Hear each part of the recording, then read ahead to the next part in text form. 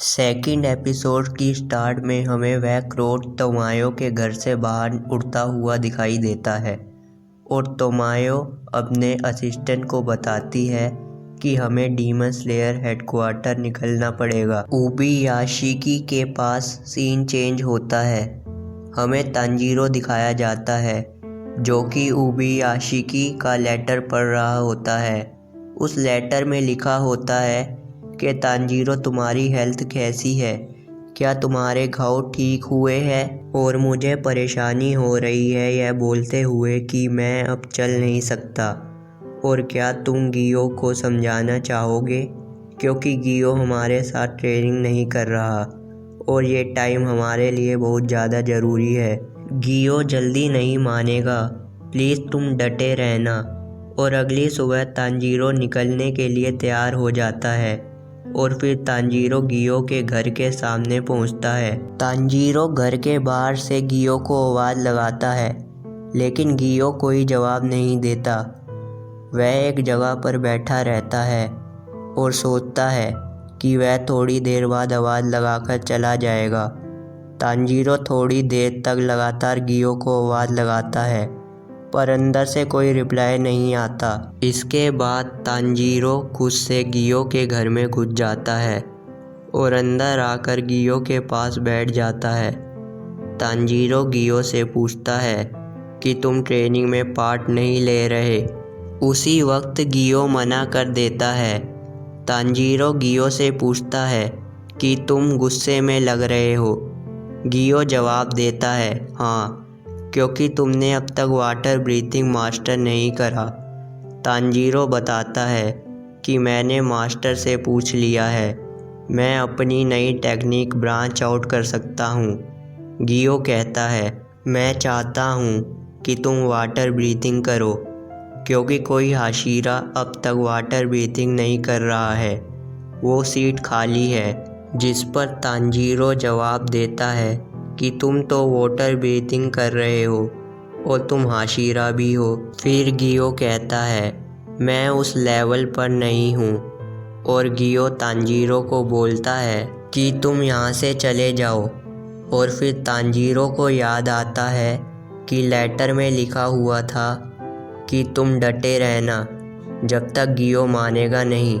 फिर गियो दूसरे रूम में चले जाता है और तांजीरो भी गियो के पीछे दूसरे रूम में चले जाता है।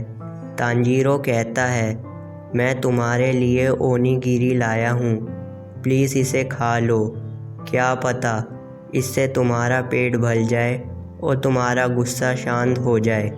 लेकिन गियो का कोई जवाब नहीं आता, जिसकी वजह से तांजीरो सारे राइस बोल्स वहीं छोड़ देता है।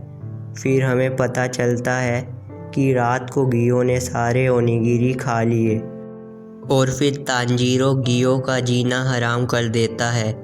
जब तक गियो मानेगा नहीं तब तक तांजीरो गियो को बोलता रहता है। फिर गियो सोचता है, क्या जब तक मैं मानूंगा नहीं तब तक क्या यह यही करता रहेगा? उसके बाद गियो तांजीरो को जवाब देता है कि मैंने कभी फाइनल सिलेक्शन एग्ज़ाम पास नहीं किया। मैं और साबितो दोस्त थे।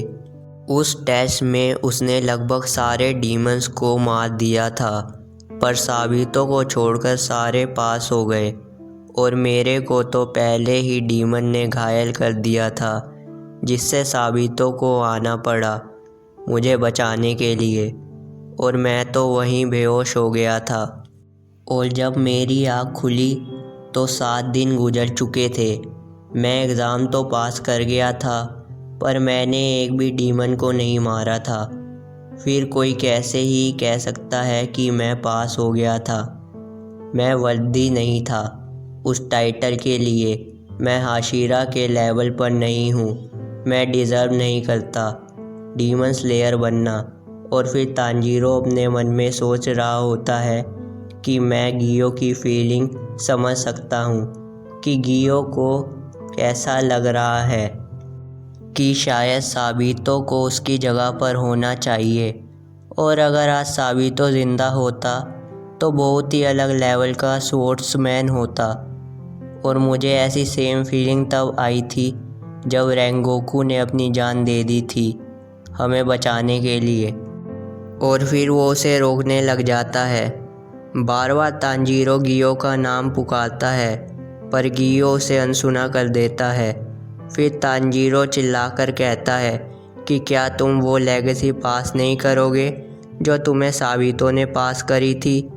तांजीरो की यह बात सुनकर गियो की आंखें खुल जाती है और फिर गियो को फ्लैशबैक आने लग जाते हैं कि जब वह साबितो से बात कर रहा था तब साबितो ने गियो को चाटा मारा था।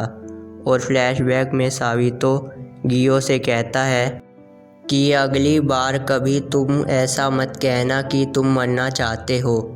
अगर तुमने कभी भी ऐसा कहा तो मैं तुम्हारा दोस्त नहीं रहूँगा। तुम्हारी बहन अगले दिन शादी करने वाली थी और फिर उसने उस दिन डीमन से तुम्हारी रक्षा की। उसे पता था कि ये कितना खतरनाक है, पर फिर भी उसने अपने भाई के लिए ऐसा किया।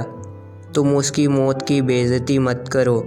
तुम्हें अपनी बहन के लिए ज़िंदा रहना ही होगा क्योंकि उसने तुम्हारे लिए अपनी जान कुर्बान की है। तुम्हें ये फ्यूचर दिया है इसलिए तुम्हें जीना ही होगा। फिर गियो सोचता है मुझे साबितो के उस थप्पड़ का दर्द महसूस हो रहा है, और गियो मन में सोचता है कि मैं इस चीज़ को कैसे भूल गया था कि मैंने साबितो से वादा किया था। तांजीरो खड़ा होकर यह सोच रहा होता है कि शायद गियो उसकी बात का बुरा मान गया है, लेकिन गियो कहता है मैं ट्रेनिंग ज्वाइन करूँगा। फिर तांजीरो उसे काट कर बोलता है हम एक नूडल ईटिंग कॉन्टेस्ट करेंगे। उसके बाद हम देखते हैं दोनों नूडल ईटिंग कॉन्टेस्ट कर रहे होते हैं। खाते हुए गियो कहता है मैंने अभी तक शिनोबू से ट्रेनिंग के बारे में कुछ नहीं सुना है, क्या वह ट्रेनिंग में पार्ट लेगी। इसके बाद सीन चेंज होता है और हमें शिनोबू दिखाई जाती है और शिनोबू अपने स्टूडेंट को बता रही होती है कि मैं ट्रेनिंग में पार्ट नहीं लूँगी। कनाओ शिनोबू से बोलती है कि मैं तुमसे ट्रेन होना चाहती हूँ। शिनोबू कनाओ से बोलती है कि अब तुम अपनी फीलिंग बयान करने लग गई हो।